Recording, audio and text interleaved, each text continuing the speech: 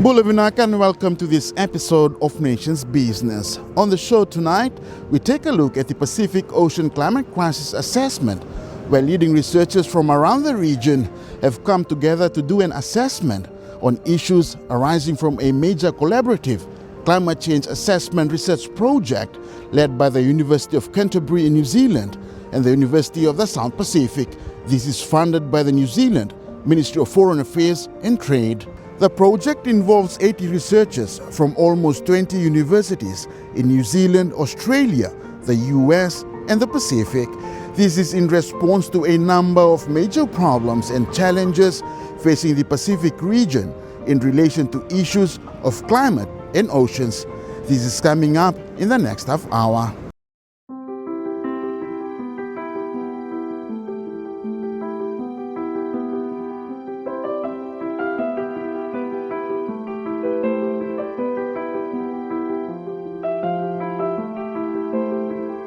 For the first time, experts and researchers in climate change in the Pacific have come together from different universities and institutions to provide the intellectual, technical, and professional input into the discussion of climate change in the region, with the hope that the findings will fit into policies in the Pacific in terms of climate responses, mitigation, adaptation, and resilience, and how research can fit directly into strategies of governments, regional organizations, civil society organizations, and those that are engaged in climate issues.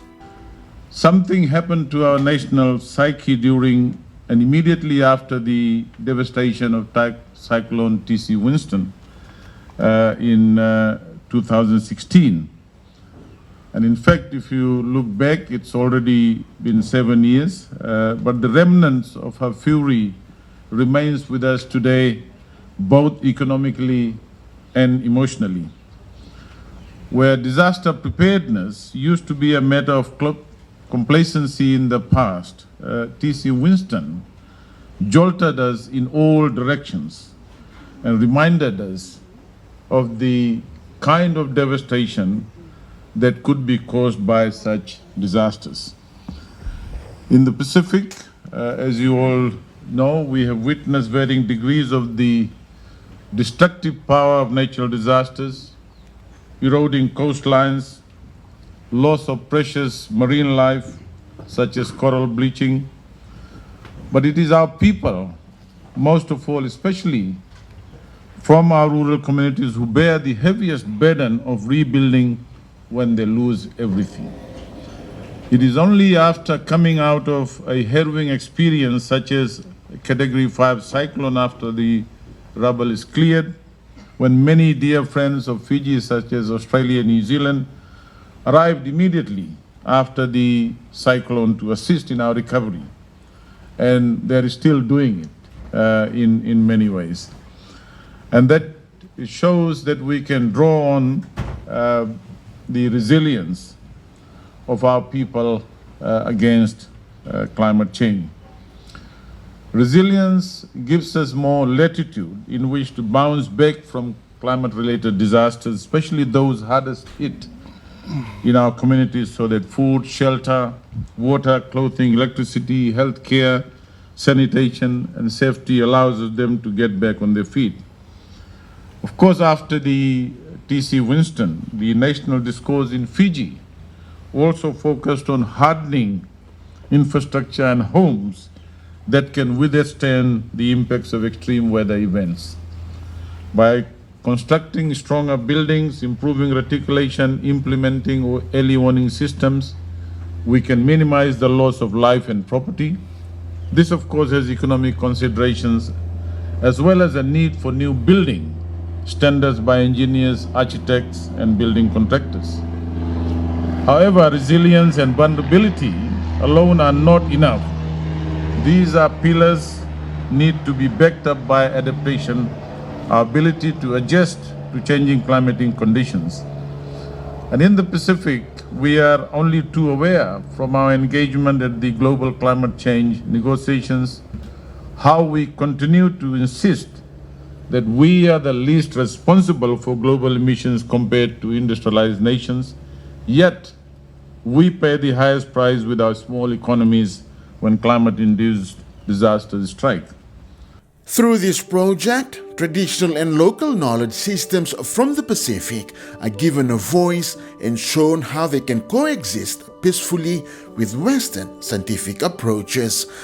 The foundation of Pacific traditional knowledge about climate change is centuries of knowledge creation, practical experimentation, creative disaster response, the creation of resilient mechanisms, environmental protection, and the importance of connections between the ocean, sky, land, and people. We are rich in our traditional science, customary knowledge, and practices that have sustained us for generations. And now, in some ways, they may hold the key to our future.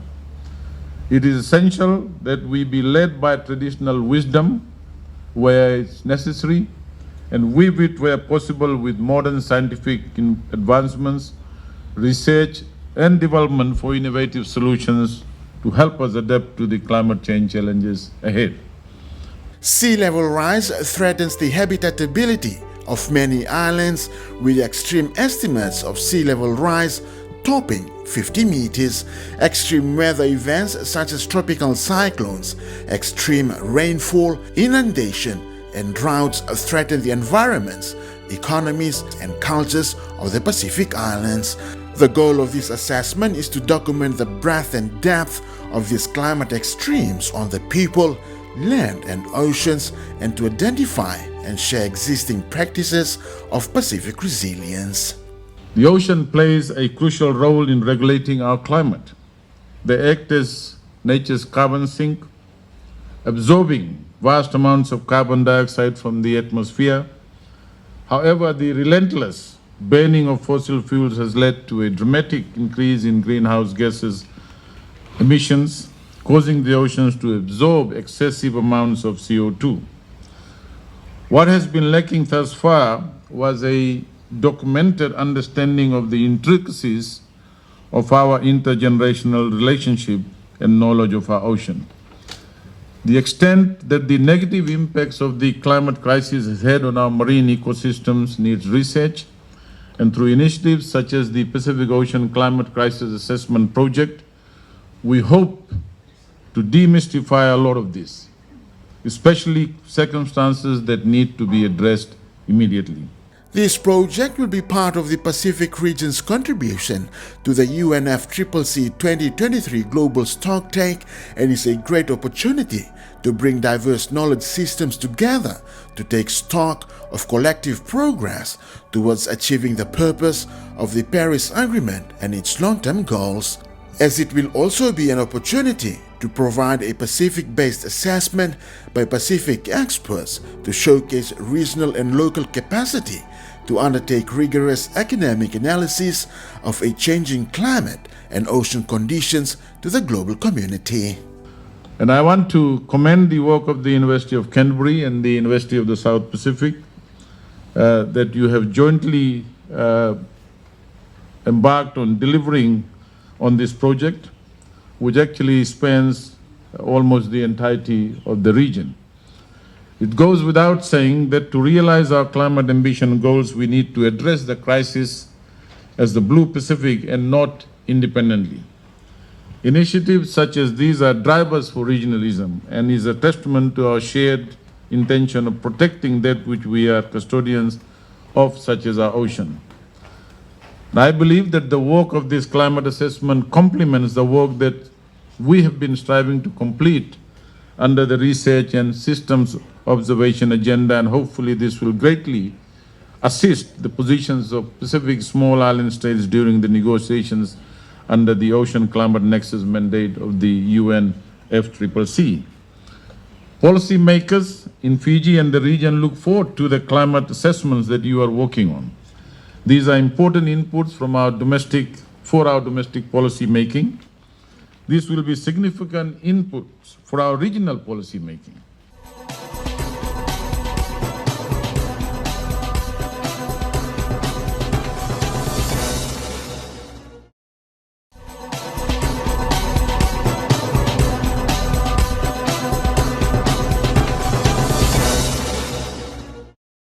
Over the years, research on climate change and its impact on the region has been wide-ranging, and much of these have been related to scientific aspects of the climate and ocean, as well as studies of impact on local communities.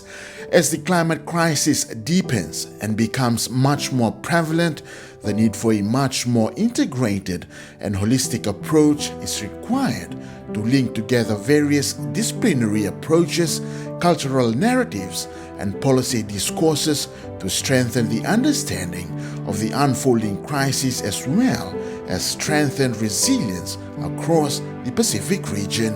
The three-day conference provides a platform for exchange of ideas, experiences, and research work by these lead researchers from the region.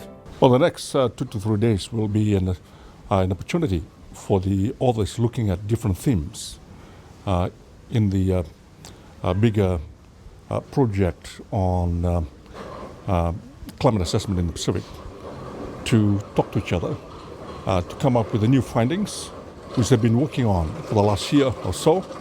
And it's a way of also showcasing some of the new findings, their scientific research, their research on indigenous knowledge, their social science research is an interdisciplinary research which combines together science, social science, indigenous knowledge, humanities, and all those.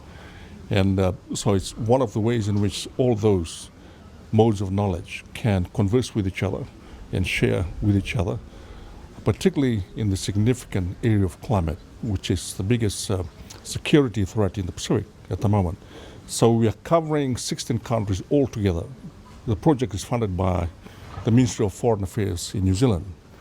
And the conference this morning was, the opening this morning was by Professor Biman Prasad, the Deputy Prime Minister.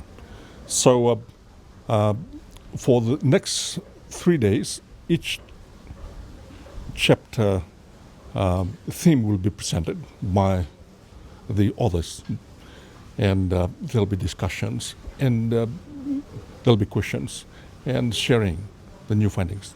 One of the aims of the project is to amplify the voices of the Pacific region against the existential threats of climate crisis through the Pacific Islands Climate and Oceans Assessment in 2023. The project's overarching goal is to create a thorough, inclusive, and cutting-edge evaluation of the wide range of research, community experiences, and indigenous knowledge in the big ocean states in the Pacific.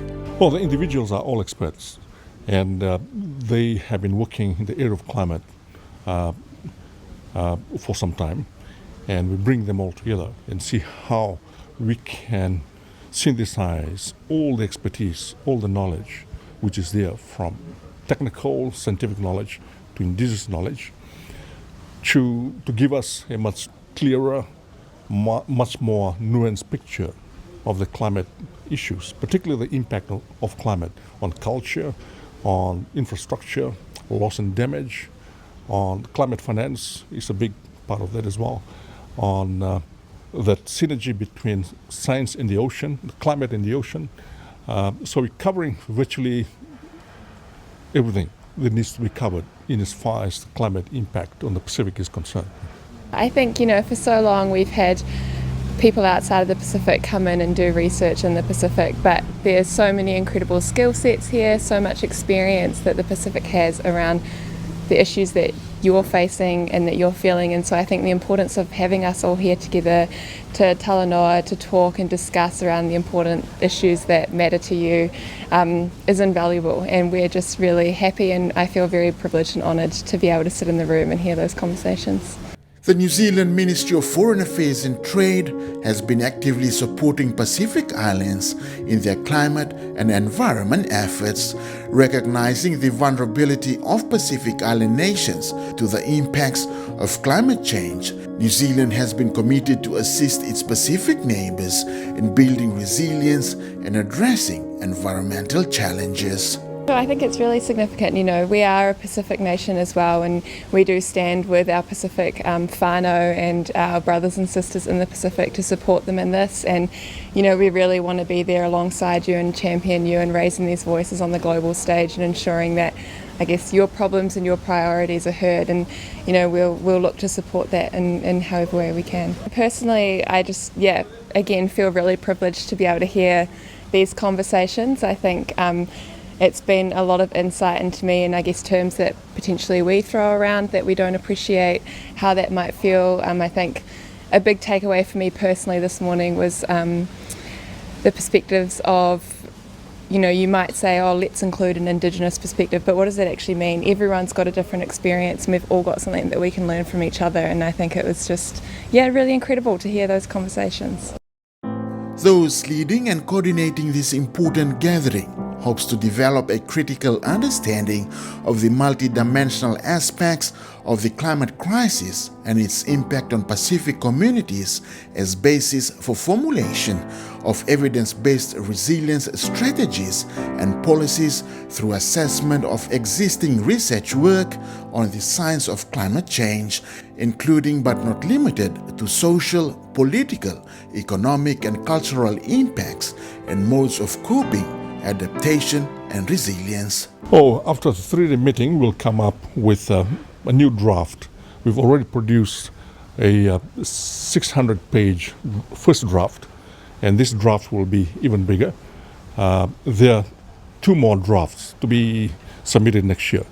So one of the significant aspects of the project as well is getting the community voices in it.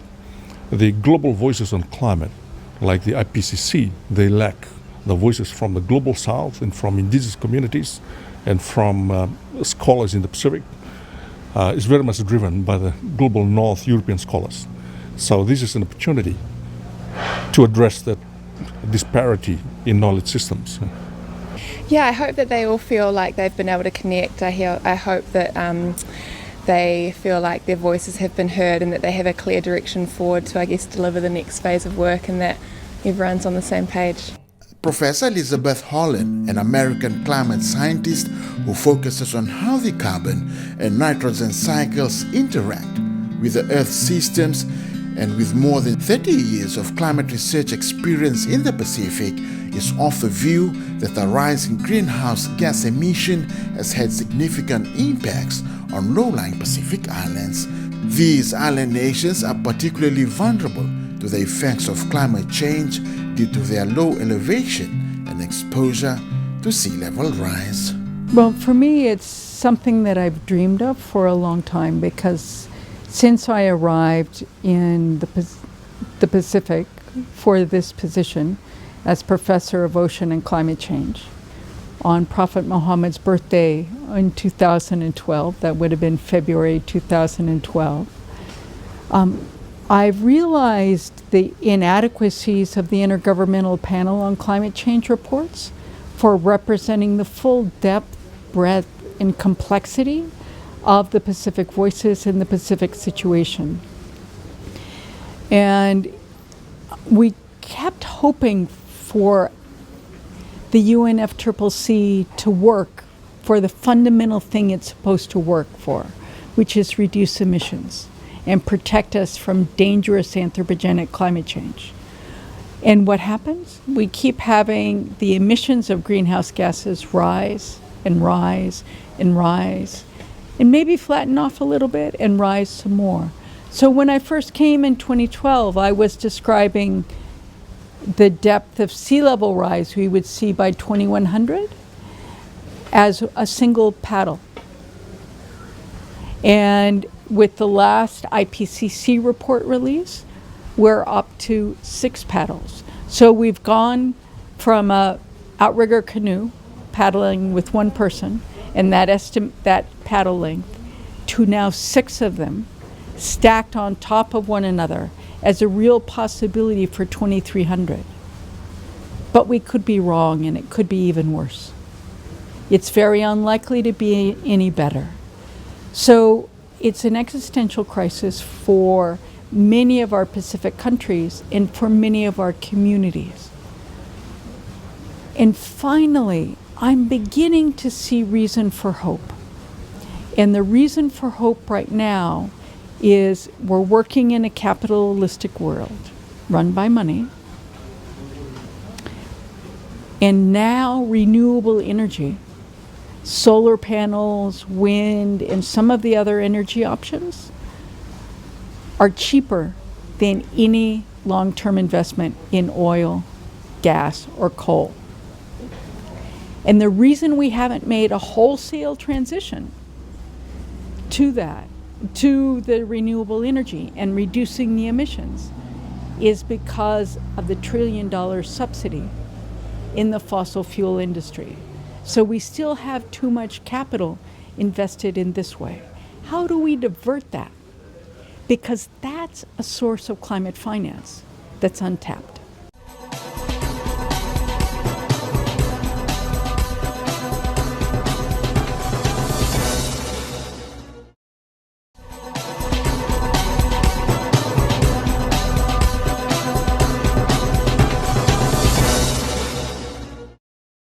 Addressing the climate crisis with indigenous and traditional knowledge is essential for developing effective and sustainable solutions. Indigenous people and local communities have a deep understanding of their ecosystems and possess valuable knowledge and practices that have been developed over generations. The sustainable management of natural resources is frequently a top priority in indigenous and traditional knowledge systems. They stress the interdependence of ecosystems and the importance of maintaining harmony and balance with nature. Ecosystem-based approaches to climate adaptation and mitigation, such as reforestation initiatives, sustainable land and water management techniques, and the protection of biodiversity-rich places can benefit from incorporating this knowledge. The introductory panel for the 3-day meeting on Pacific Ocean Climate Crisis Assessment focused on indigenous, traditional, and community knowledge. We're talking about indigenous knowledge.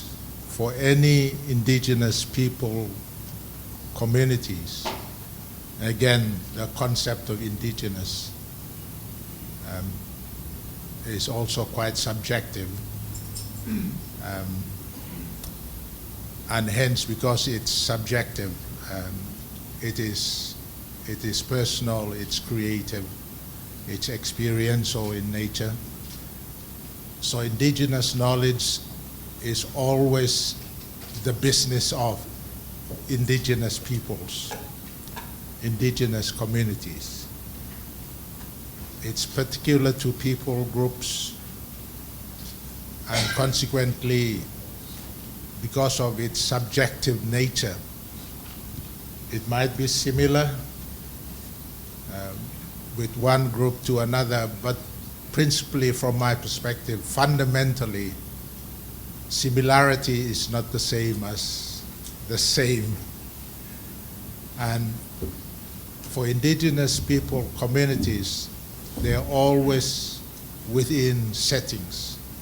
And so the settings are not just physical, the settings are philosophical, the settings are theological, and subject to interpretation all the time. Now,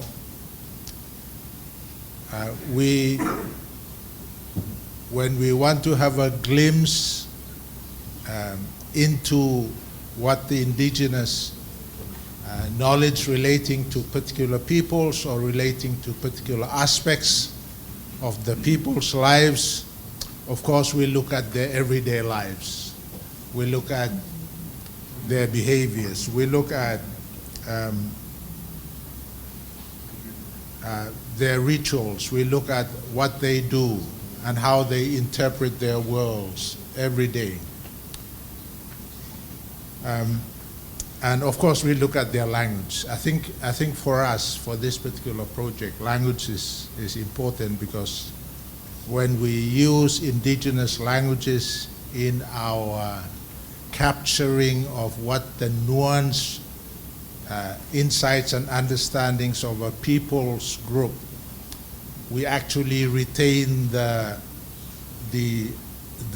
understanding of the whole that is theirs. Whereas if we cut out indigenous languages from our work, we're actually committing ontological murder by not engaging or using language, because people's languages retain their wholesome understanding of their world. What I'm going to share is an experience of myself from the University of Melbourne, because it made me question ask the same question of what is indigenous. And I look at it like it's relative, it's also very specific. And not all indigenous people are the same, and not all indigenous processes are similar or same. And it's something like, if it's overgeneralized, it can lead to a lot of confusions. It can be simplified, but it cannot be oversimplified, because it will also lead to confusions. I received an email from the University of Melbourne when I was there, I think about a month ago, and says like, check all your courses and look if indigenous perspectives are included or not. When I read the email, I was like, okay, which indigenous perspective? I am indigenous, so I sent them an email, and then I said, could you please clarify if we are talking about indigenous Australians' perspective or any indigenous perspective, because I am indigenous Samoan. And so I do have my own perspectives. And then they called back and then they said, oh, really sorry. We meant indigenous Australians' perspective. But thank you for giving us the information, because we know there are other indigenous perspectives. And then it led me to a very interesting realization, because I cannot relate to the indigenous Australians, what shall I say, struggle. And I'm sorry to say this, but this is just my reflection, because it exemplifies what I was talking about. It's general and it's also specific. Because when people in Australia were talking about a struggle, and then we said, oh, we really feel sorry for them, we have to elevate them. I am from an indigenous culture of strength, where they say like, oh, my forefathers were this, they stood really strong, indigenous pride and all of these things, so this situation. So when I look at and trying to understand the indigenous perspective from the indigenous Australians, it's really, really hard for me. And then I say like, okay, because I will always see it through the lens of my own indigenousness as a Samoan. And that was Nation's Business for this week. Remember, you can download today's show from the Fiji government YouTube page. Be sure to join us again at the same time next week. Till then, be safe and Mother Manda.